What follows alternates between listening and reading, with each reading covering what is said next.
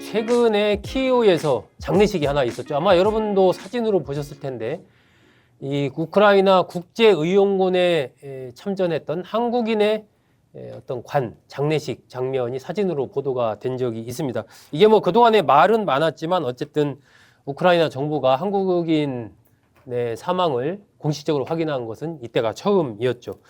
어떻게 이 여행 금지 국가로 지정된 우크라이나에 들어가서 또 이 국제의용군에까지 참전을 할 수 있었던 것인지, 또 한국인 이 참전자는 몇 명이나 되는 것인지, 이런 부분들에 대한 궁금증이 있어서 이 문제 아시아경제 기획취재부의 이현우 기자와 함께 좀 알아보겠습니다.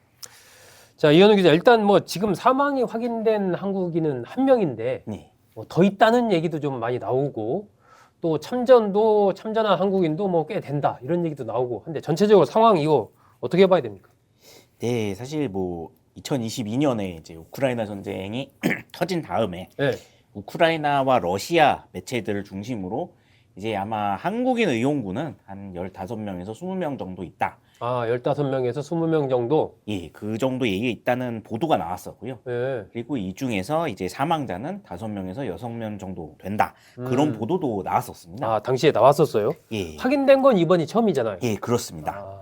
근데 이제 참전한 한국인들의 신원과 관련해서는 이제 우리나라 정부도 아마 확보는 한 상태로 보이는데, 네. 다만 이제 이 사람들의 개인정보 문제도 있고, 그리고 이들의 신변이 또 노출이 되면은 러시아군과의 교전에서 좀 위험이 생길 수 있기 때문에 네. 정부에서 인적사항은 공개를 하지 않고 있다고 알려져 있습니다. 네. 이번에 사망한 한국인 참전자는 이제 50대 남성으로 알려져 있고, 네. 지난 5월에 우크라이나 동부 도네츠크 전선 지역에서 러시아군과 교전을 하다가 이제 사망을 했다, 그렇게 알려져 있는데요. 근데 아마 실제 우크라이나에 이제 의용군으로 입대를 하겠다고 했던 한국인은 아마 20명보다 훨씬 많지 않을까, 그런 예상이 나오고 있습니다. 네. 이제 간혹 우크라이나 국제의용군에 본인이 갔다 왔다고 이제 또 SNS에 올리는 그런 20대 청년들의 이제 사진들이 좀 나온 게 있었고요.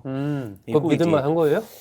네, 뭐 자세하게 올린 사람들도 있고 그래가지고 네, 아마 갔다가 거의 대부분의 의용군이 이제 적응이 안 되겠다 싶으면 그쪽에서도 괜히 이제 나갔다가 사망할 수 있기 때문에 집으로 돌려보내는 경우가 굉장히 많다고 합니다. 실제 참전한 것과 의용군에 갔었다는 것은 좀 다를 수가 있는 거군요. 그렇습니다.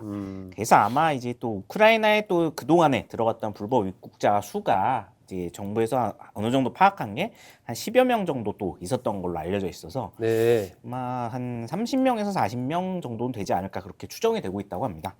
이게 주로 또 국제의용군에 입대를 했다가 보통 이제 그쪽에서 얘기를 하는 거를 들어보면은 신병이 이제 한 300명 정도가 한 달에 들어온다고 치면은 네.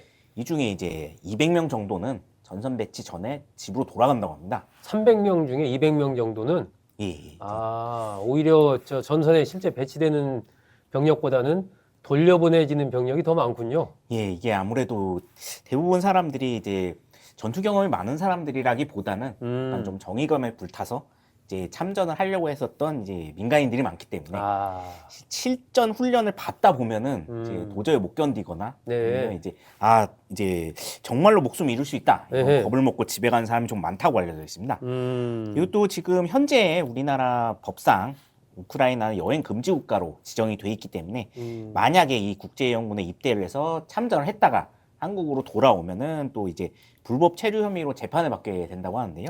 법을 위반한 거니까? 예, 그렇습니다. 그래서 전에 이제 입대로 많은 논란이 있었던 이제 이근 전대위 같은 사람의 경우에도 징역 1년 6개월에 집행유예 3년을 선고받은 적이 있었고요. 네. 그리고 또 불법으로 우크라이나 의용군에 입대해서 6개월 동안 체류하고 돌아왔던 한 20대 청년의 경우에는 300만 원의 벌금형을 받은 바 있다, 그렇게 알려져 있습니다. 그렇군요. 현재로서는 우리나라로 봤을 땐 불법이다.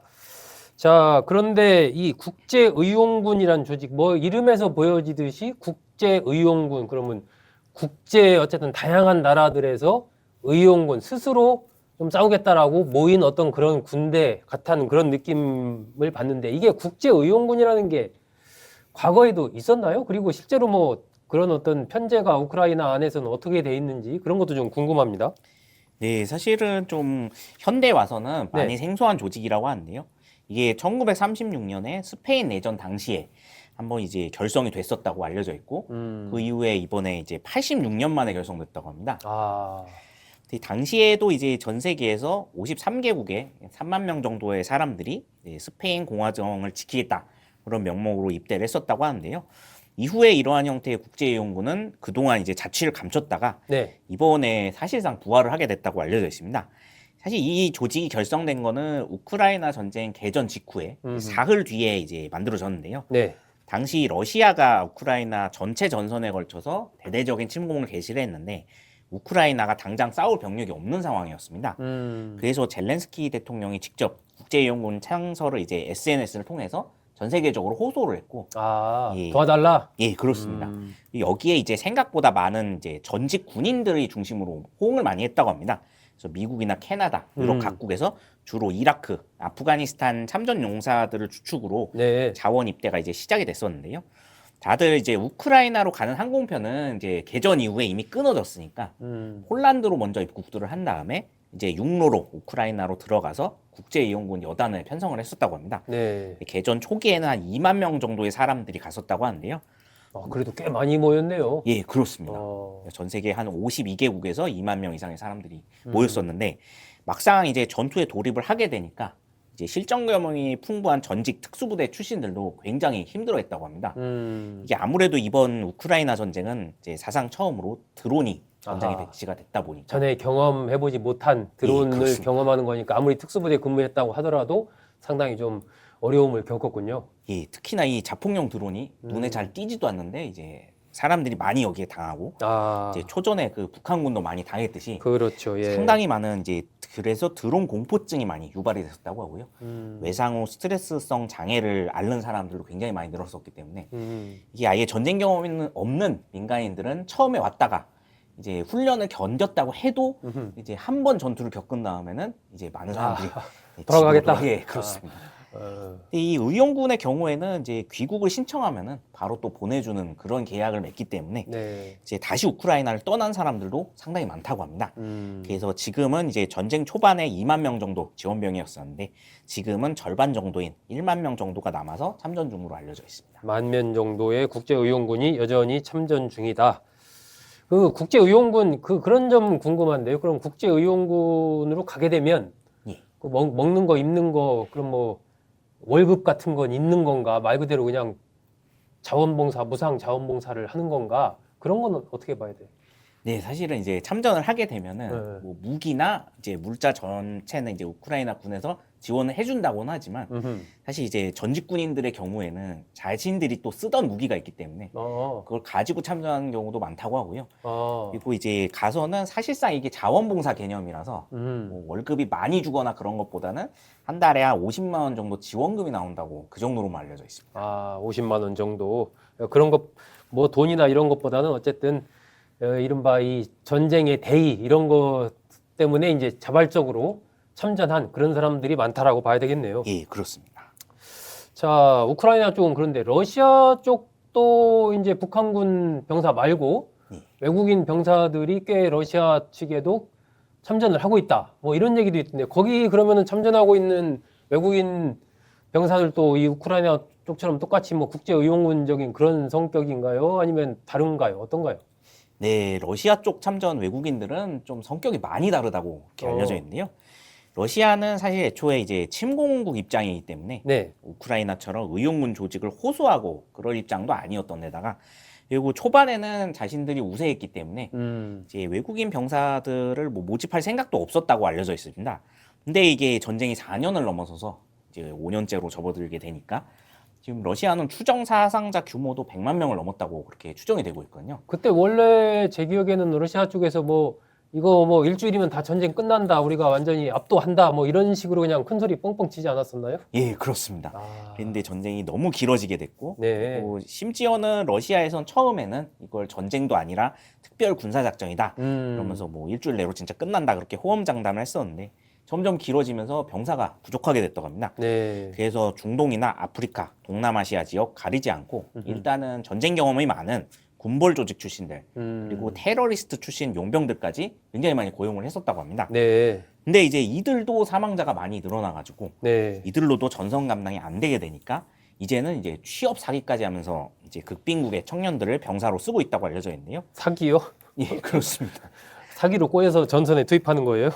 예, 뭐 네팔이나 인도, 스리랑카, 어허. 아프리카의 여러 나라에서 이제 20대 청년들의 피해 사례가 굉장히 많이 보도가 되고 있습니다. 네. 이제 사무직 일자리로 광고를 하거나 아니면 아. 이제 돈을 많이 주는 이제 단순 노무직이다.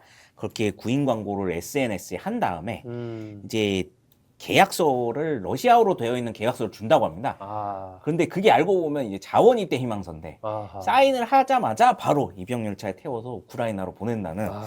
예, 지금 그런 상황인데요. 어. 지금 그래서 우크라이나고 러시아군 측에서 싸우고 있는 지금 2만 명 정도의 외국인 병사들은 대부분이 이렇게 취업 사기를 당한 사람들로 알려져 있습니다. 아, 정말 이거 완전 사기인데요?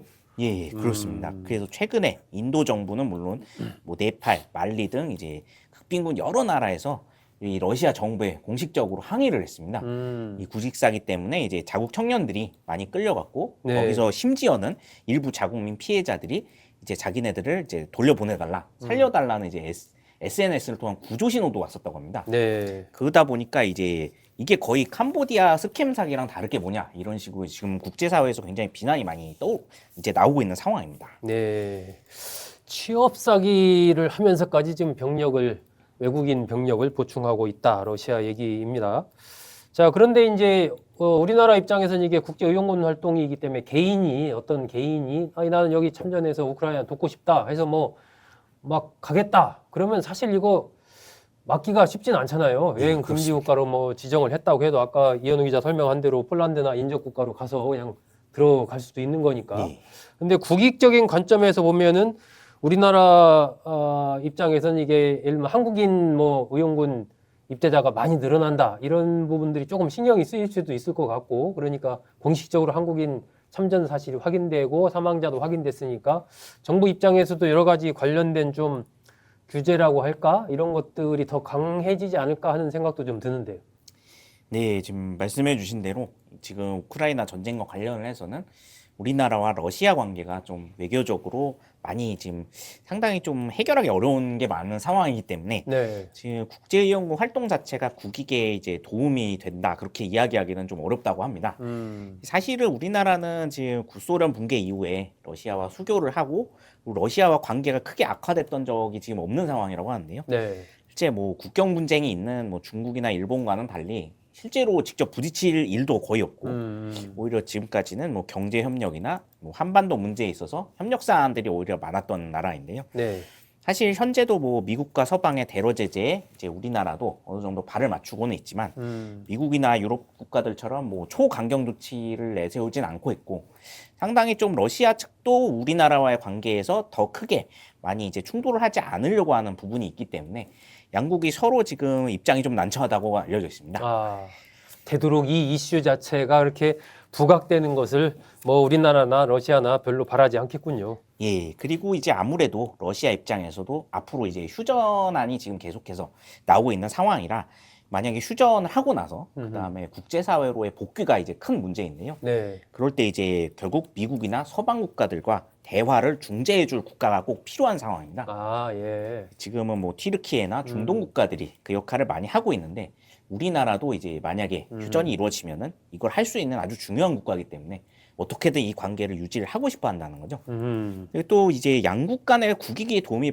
되는 방향으로 생각을 하면은 결국에 우리나라 입장에서도 북한 문제도 끼어 있고 해서 우호적인 관계를 계속 유지를 할 수밖에 없는 상황이라 네. 앞으로 국제이용군 참전이 계속 늘어나면은 이게 이제 우리나라 입장에서 좀 부담이 많이 될 수 있는 그런 상황이라 정부 입장에서 아마 이거의 개인적인 심령에 따른 참전이라서 다 막을 수는 없는 상황이지만 그래도 이제 최대한 뭐 이게 생명의 위험도 크고 여권법상으로 지금 이제 여행이 금지된 나라기 때문에 네. 전쟁이 완전히 종료되기 전까지는 이 의용군 활동에 대해 규제를 좀 더 심하게 해야 되지 않을까 그런 이야기들이 나오고 있습니다. 네. 이게 어쨌든 최근에 한국인 국제의용군 참전 병사가 사망했다라는 소식이 전해지면서 한국인들이 몇 명 정도 여기 지금 참전을 하고 있나, 그리고 어떻게 또 참전하게 됐나, 앞으로는 뭐 어떻게 되는 건가 여러 가지 궁금증이 좀 제기가 됐습니다. 그걸 계기로 지금 이현우 기자와 쭉 알아봤는데 거의 지금 뭐 우크라이나 러시아 이 전쟁의 이제 종전 분위기도 좀 있고 하니까 네. 앞으로 뭐 더 많은 한국인들이 국제의용군에 많이 참여하거나 이럴 가능성이 크지는 않잖아요. 예, 그렇습니다. 예, 지금 어쨌든 참전하고 있는 문주야도 좀 희생자가 없기를 바랍니다. 이현우 기자 수고했습니다. 네, 감사합니다.